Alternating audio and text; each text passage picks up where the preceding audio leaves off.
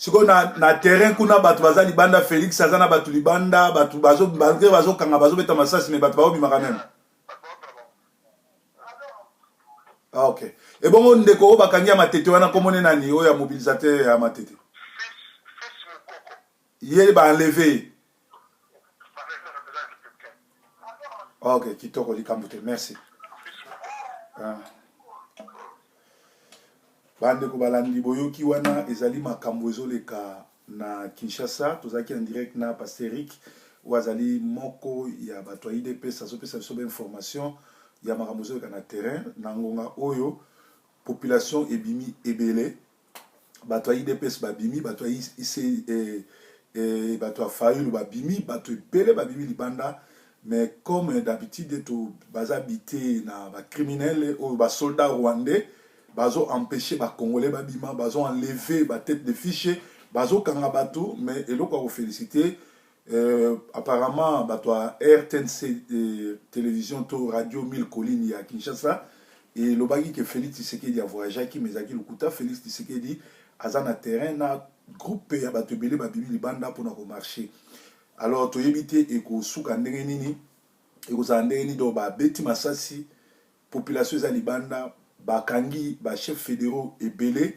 na résidence ya Kyungu Kumwanza na Katanga ba soldats ba encerclant parce qu'il y avait au moins plus de 1000 combattants bazali na kati prêt pour ba bima ba kende libanda. Alors, omoni na makambo nyo surtout tozali siko na ba preuve que ezali occupation. C'est-à-dire occupation bakenda nango jamais na ba élection ni na ba masolo ou bien ba dialogue occupation ba bengana kango binomo bomoni à chaque fois ba congolais bazolinga obima libanda ba rwandais batu bazoa ko interpeller ba congolais ko boma ba congolais ko kanga ba congolais ko enlever ba congolais ezo sala mana moi aussi et au vu de tout le monde parce que ba satellite ya ba américain ezo zwa ba image Monisco oyo azali wana pona protéger population azo salelo comme côté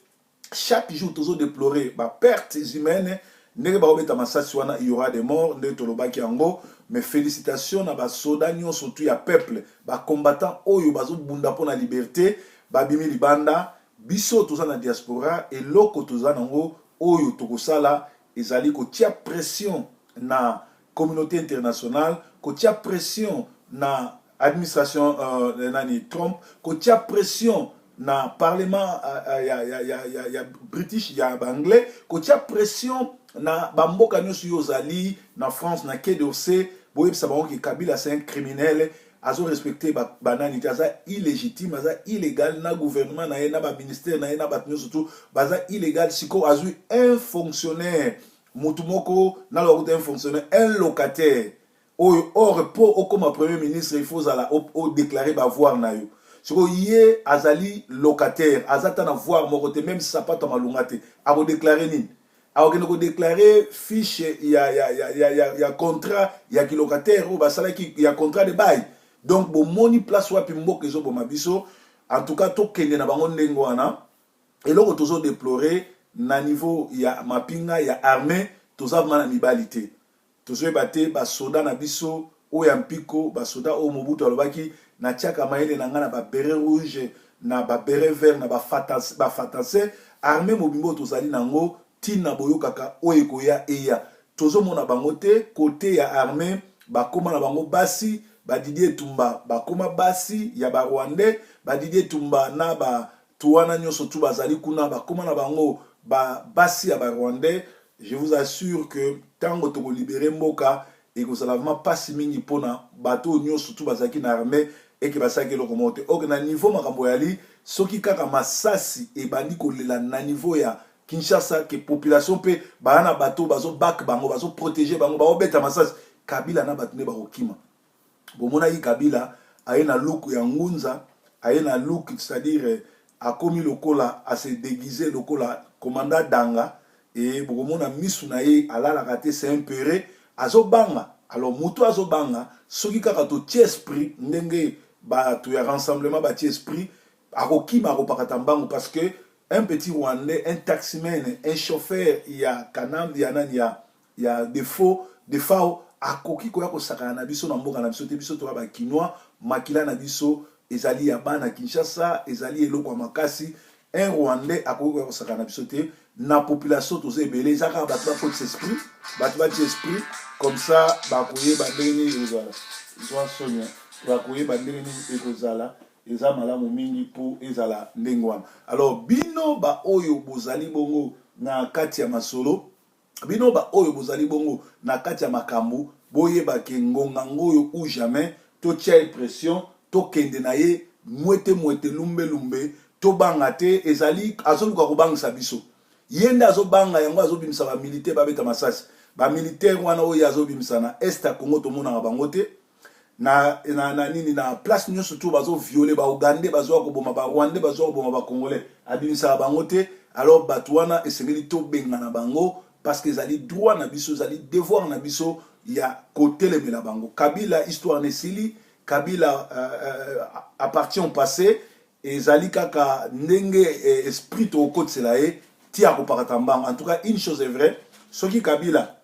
to bomie na Kinshasa te parce que Kabila na limité que ces pays ne s'occuper na. Kabila ezali ba kinois en colère bato ba kosila na ye pe opération mwana mpuku kotele e kolanda ye na kati ya Kinshasa pe kosila na ye. Kabila soka kimita pakati mbango te ebembe na ye bakotumba ngo na Kinshasa ebembe na ye bakotraîner ngo na bana Kinshasa parce que bana Kinshasa bazali bongo vraiment déterminé ya ko se découdre na Kabila ko benga na ye ko sisa na ye parce que c'est un aventurier, c'est un abruti oyo azo comprendre masolote azo comprendre te que azana légitimité te azo comprendre te que na 15 ans sale le morote ata to pesi 100 ans sale le morote. Donc pour le moment félicitations na ba Mboka, félicitations na batonyo surtout o ba bimaki lelo, félicitations na ba o bazo risque ya kotangisa makila na bango, félicitations pour na ba oyo ba tomber lelo ba tomber lokola ba brave likola ko libérer Mboka na bango. Nzambe ako protéger bango, Nzambe ozana bango.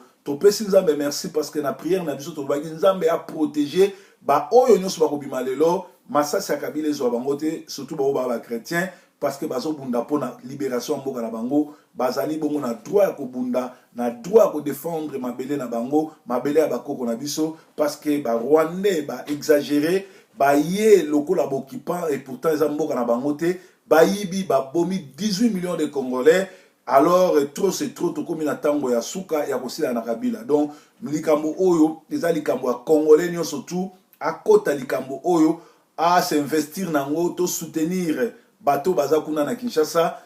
tokokebisa opposition eza na Kinshasa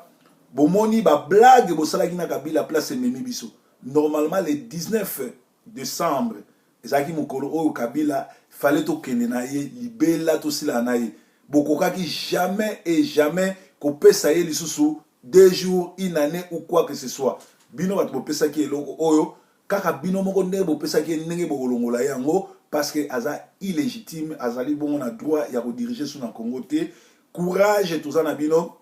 bo continuer bo lembate parce que toyebi ke ekozala munene ekozala makasi ekozala bitumba munene mais na suka lokola mboka eza mboka na biso toko finir par kolonga toko finir par ko take advantage of Kabila parce que Kabila